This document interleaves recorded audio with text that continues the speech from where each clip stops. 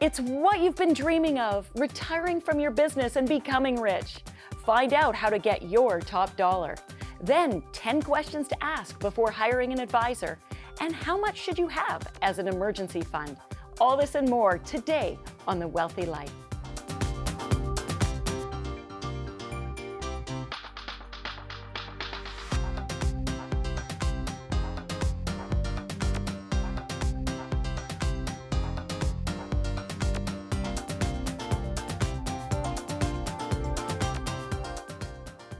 Welcome to The Wealthy Life. Do you want to sell your business and retire rich? With us today is Ernest Bednarz, a chartered business valuator with Malahat Valuation Group. We'll discuss what you can do to increase the value of your business and sell it for top dollar. Well, that sounds good. Who doesn't want to get more money for the sale of their business? Ernest, welcome. Thank you. Thank you for having me. Before we jump into what people can do, walk us through how are businesses valued in the first place? Well, small to medium-sized businesses or private companies are generally valued on how much income or cash flow they generate. So think of, if someone was buying a business, how much income is that going to give them in their hands? And that's where the value is derived from. Cash is king, so you want to make sure that your business is generating positive cash flow to make it attractive. Correct. And what other things fall in the business valuation category? Well, the business itself may have a lot of assets that may have a lot of value in themselves. So think of real estate, for example. Those are sort of standalone assets that need to be valued as part of the process. Intellectual property, patents, trademarks, things like that. Now, I guess a patent or a trademark would be worth a pretty penny, especially if it's in the right area. Is there any examples that pop to mind of a really successful patent? You don't have to give the company name away.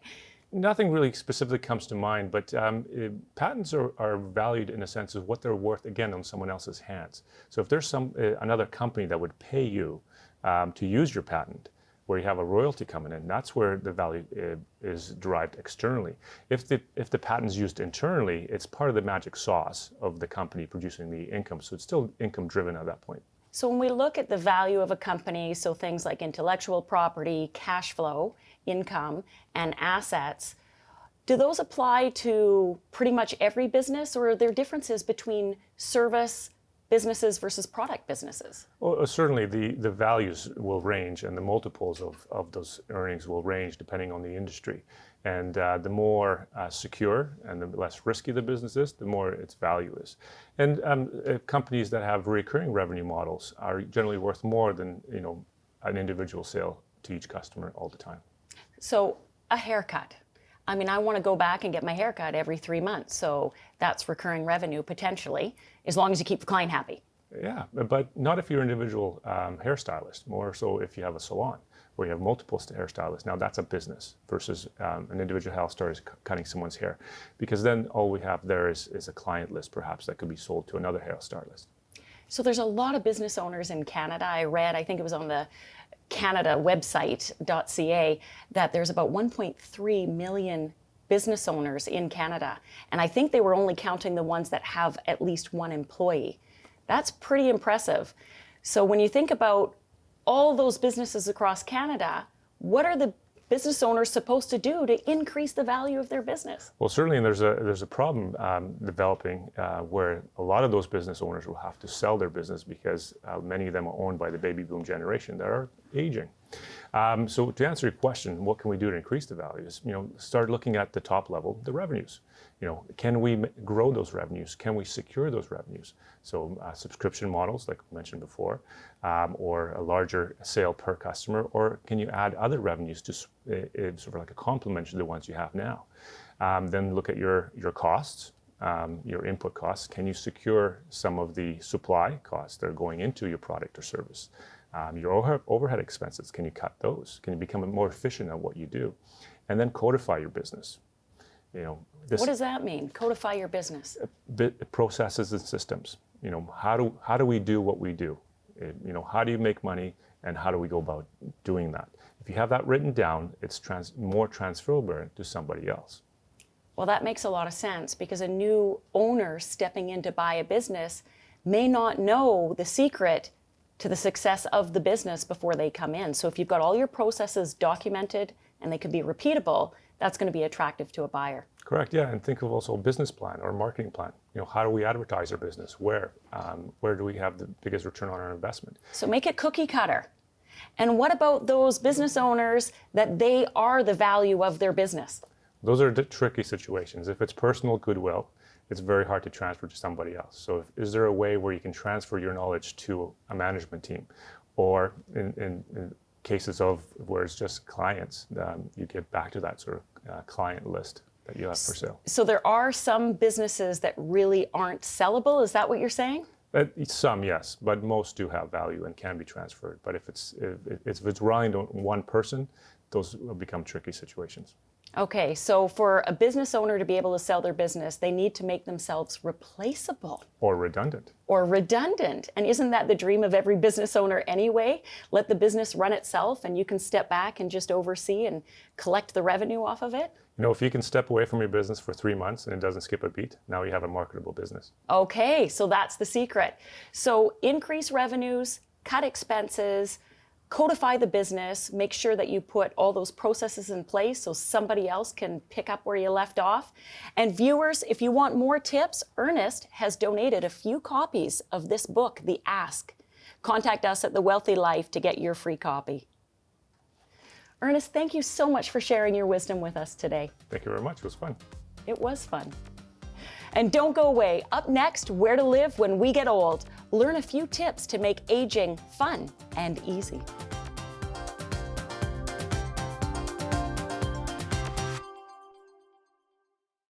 The Wealthy Life is brought to you by investment dealer Raymond James. Life well planned. See what a Raymond James advisor can do for you.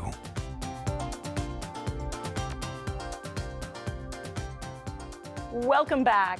Some people are lucky enough to live well into their 90s and longer. But does the thought of long-term care concern you? With us today is Dr. Joseph Coughlin from the MIT Age Lab to share trends and tips that will help you age gracefully in your own home. Sybil, it's great to be here. Oh, great to have you here. I'm so excited about this topic today. No, it's great to see you again and great to be here as well. It's a great topic, too. So what are some of the things people need to be concerned about when planning for long-term care needs? Well, a lot of people, of course, are worried about running out of money, even if they have a lot of money. The other part of it is they worry about health, not necessarily their own, but the health of a loved one is one of the greatest concerns that are out there. And probably the other one we think about is being able to stay in their home. People can see themselves dead far easier than they can see themselves disabled or losing their independence. So being able to stay in our house, worrying about a loved one, those are the big ones. There's a secret one that you and I can share, Sybil. Boredom. They're really worried about the fact, particularly women, that guy who retires now comes home and sits on her couch all day. Well, we don't want people to get bored, that's for sure. What are some of the things people do to keep themselves entertained? Well, in part, it's about really getting out there more often. Retirement's got a lot of work associated with it. Pushing out there to be more engaged in more organizations, getting involved in the community and faith-based and the like, making more friends to make sure you're learning new things and meeting new people. Well, meeting new people is good, but for those people that want to age in their own home, maybe that gets lonelier and lonelier the older they get. So what are some of the ways they can overcome that? How do they stay social when maybe they don't have as many people around them anymore? Well, the pandemic has served as a propellant, really pushing technology into our lives at a faster rate than we could ever imagine. I don't want anyone to think that high tech is a good substitute for high touch. But think about it. Now with Zoom and video conferencing and FaceTiming and the like, being out there to be able to stay in contact with friends and family, even when we're in our homes, is critical to our well-being. Well, it is critical to our well-being for sure. And we don't want to run out of money. So staying at home and having to pay for all these extra things and care and support to come into us, how does that affect our pocketbook? And are some of these technology tools and trends popping up today, are they expensive? Well, some of the technologies that we thought the millennials were crazy, that they had an app for everything, now older adults are finding those to be very useful too. So they're expensive, but we've done a study at the MIT Age Lab showing that living virtually, the on-demand economy, having meals delivered, using Uber or Lyft for transportation, at least in the Boston area, came out cheaper than assisted living. So while technology is a new cost in retirement, if you plan it well, you might actually find that it's a more affordable way of living and staying connected. Well, that's great to hear, because given that most people, when asked, will say they prefer to stay in their own home rather than to move to a care facility, but are worried about the money associated with, there's hope. That's fantastic. Now, is there a difference Absolutely. between planning and preparing? Yeah, I would like to say something that will probably shock many people. I wish people would stop planning for retirement. Planning is a shopping list. Just because you wrote down the groceries does not mean that they're in your cart, let alone in your cabinet. So start thinking about, how are you going to stay in your home? Have you identified trusted providers of services that you would let into your home or your mother's home if she's older, frail, and alone? Have you modified the house so that as you physically change, the house is more robust and can support you? And have you identified those technologies and services that keep you connected, keep you well, and engaged for longer life? Well, when you think of some of the basic needs that everyone has at any stage in their life, it's food. How do you get groceries? How do you bring meals in? Right. Transportation. How do you get to doctor's appointments? How do you get from place A to place B? With both of those, you actually can hire services. You don't need to have your own car. But how does that tie in with the independence? How do we get over this mindset for people that they're afraid to ask people to come in and help them? They want to do it all themselves. Do you have any tips for overcoming that mindset? This is part of the preparation part. You don't just wake up one day at 75 or 80 years old and say, hey, I'm going to have a stranger give me a ride down the street. No, this is something that we want to start early. Part of preparing versus planning for retirement is making that transition of lifestyle early on so it becomes muscle memory, not something novel that you have to try in older age when you feel just a little bit more vulnerable. And what would you say, as we wrap up this last minute of our time together, what would you say is the number one tip you have for people as they think about long-term care needs? Well, when they think about real estate, it's about location, location, location. Where you live, choosing wisely where you live is about location, access to activity, intensity of those things around you, density that you can access them, and making sure that you have both digital and physical access to the things and that you love and the people that you love and need as well. Well, that's fantastic. Thank you so much, Dr. Coughlin, for joining us today. A pleasure as always. Always good seeing you, Sybil. Thank you. And stay tuned. Find out the 10 questions you should be asking before hiring a financial advisor after the break.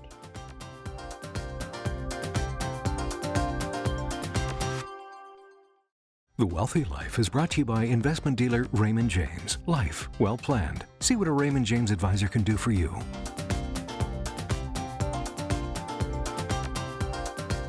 Welcome back. Do you need a little extra help with your money and finances? Maybe you need a financial advisor. With us today is Tage Colley, Senior Vice President and Branch Manager, to share the 10 questions you should ask before hiring a financial advisor. Tage, welcome to the show. Thanks for having me on, Sybil. So Tage, what does a financial advisor do for clients? Helps them grow their wealth, looks after their taxes, their financial planning, everything to do with finances. Oh, that sounds good. I think most people do need a little help with their money. Absolutely. I also read somewhere recently in a study that showed those that work with a financial advisor have up to double the wealth that those that don't work with an advisor. Absolutely. Does that make sense? It does. Well, we need to protect ourselves from ourselves, and we need help. Yeah. So when someone's working with an advisor, finding the right fit is important. What are some of the questions people should be asking? Some of the questions that people should be asking when they go into I think let's take a step back for half a second there, Sybil. A lot of people don't understand that when they go into their financial institution, that they should be asking as many questions of the advisor that the advisor is asking them. It has to be a relationship. It has that to be a makes fit. sense. Why don't people ask questions? I think a lot of people are just nervous and they don't understand, or maybe aren't confident enough when they go in to meet with an advisor for the first time, that they can ask those questions. It's their money. They've got to take care of it. You know, there was another interesting study that popped up recently. I guess I'm a bit of a stats nerd here, but it showed that the average Canadian was afraid to ask for financial advice because their financial knowledge was low. I'd have to agree with that. So they didn't know what to ask because they didn't know if the answer they were going to get was right or not. And nobody wants to look silly. Nobody wants to look silly, which is why work with a professional. What's some of the questions they should be asking?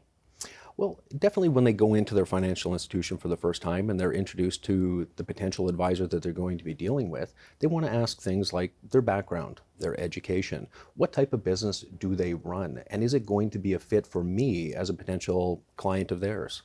So what should they be looking at for credentials and experience? Again, it depends on what the needs are for the person that's going in. Somebody in their 20s is going to have different needs than perhaps somebody in their 60s or 70s. So I think it's important to ask questions that are important to that individual. So once you feel comfortable, you found someone that knows what they're talking about. So they've got the credentials, they've got the experience to help you meet your needs. Is that it? No, I think it's important to understand their business model. Are you one of 100 clients that they're dealing with? Or are you one of 1,000 clients that they're dealing with? Are they dealing with something a little bit more conservative, and is that what you're looking for? Or are you looking for that home run? And I think it's important to interview a series of advisors to find out the one that suits you best. Oh, so you touched on investment philosophy there a little bit. So if you're a conservative investor, you want to make sure you're matched up with an advisor who has an investment philosophy that aligns. But if you're one of those ones that wants to roll the dice and gamble with your money and try for the home run and are okay losing it, that's a very specialized type of a service, right? Not all advisors do that. It is, but you mentioned service, Sybil, and it's just one service that an advisor offers. They also, most advisors will offer things like insurance planning, tax planning, estate planning. A lot of them will deal with other professionals as well, maybe accountants and lawyers. And I think that's important that as a prospective client going in, they need to be able to ask that advisor, who are the other professionals that you work with? Because you want to have that feeling when you walk in as a client that you're going to be taken care of by an entire team. Yeah, and a team is really important. People don't understand, but just looking at the investments or just looking at the tax or just looking at the legal implications, whether it's your will and power of attorney, if you look at those things separately, they may not complement each other. And in fact, you could be in a worse off situation if not done right. So making sure you've got a team makes a lot of sense. You talked about households. So what's the magic number? I mean, if you're asking an advisor how many people they work with, what's a good number? Well, I find that most of the advisors that I deal with, most of the advisors that I talk to tend to deal with maybe 150, 200 households. Bigger advisors typically will deal with fewer households, but again, part of it is how big is the team that's dealing with it. If you've got 5 or 6 people helping them, they can obviously take on more. But if it's a standalone person and they tell you they've got 1,000 clients or households that they're looking after, the odds are pretty good they're not going to be able to service you in the manner that you need to be serviced. No, not at all. And I can just picture what the communication process would look like in that case, which is probably another question to ask. How often are people going to contact me? Well, and not just how often, by what form too. And different clients have different needs. Some like to be just emailed. Let's face it, some clients like to be texted. Some want to be called. Some want Zoom calls these days. Others want quarterly meetings or annual meetings. So that's part of the question process too, is it's very important to find out what is right for you as a client.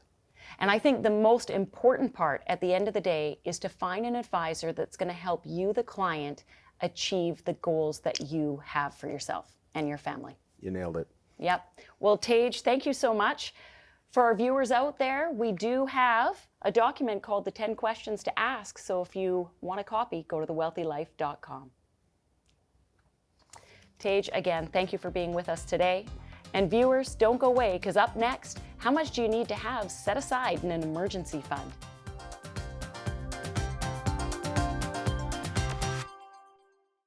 The Wealthy Life is brought to you by investment dealer Raymond James. Life well planned. See what a Raymond James advisor can do for you.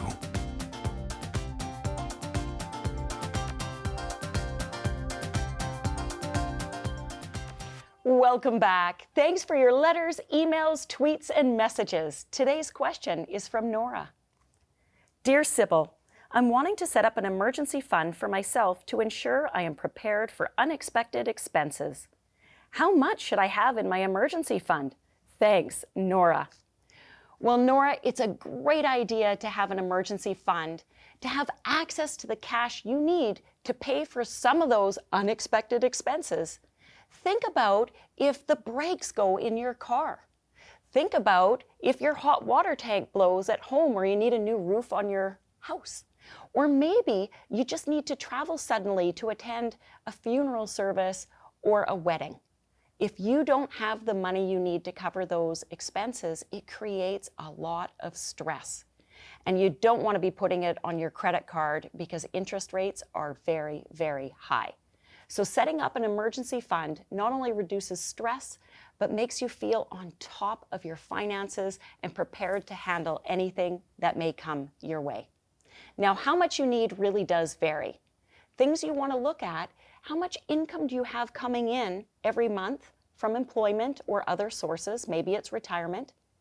You want to make sure that you have enough cash handy to cover anywhere from 3 to 6 months worth of income. Maybe you're unable to work for a short period of time. Having that cash available will take the stress off of your ability to put food on your table and make sure you've got a roof over your head. Now, some other things to consider: you may have short-term and long-term disability plans through your employer, or maybe even privately, which is great. And if that's the case, you may not need as much set aside. Another thing to consider is the amount in your emergency fund could be in savings, or it could be invested, and maybe you just have access to a low-rate line of credit that you can tap into if needed. Whatever the case may be, just make sure you have a little extra put aside.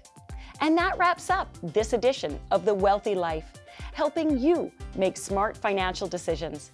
Join the Wealthy Life Club and you'll get access to everything you need to live your version of the wealthy life.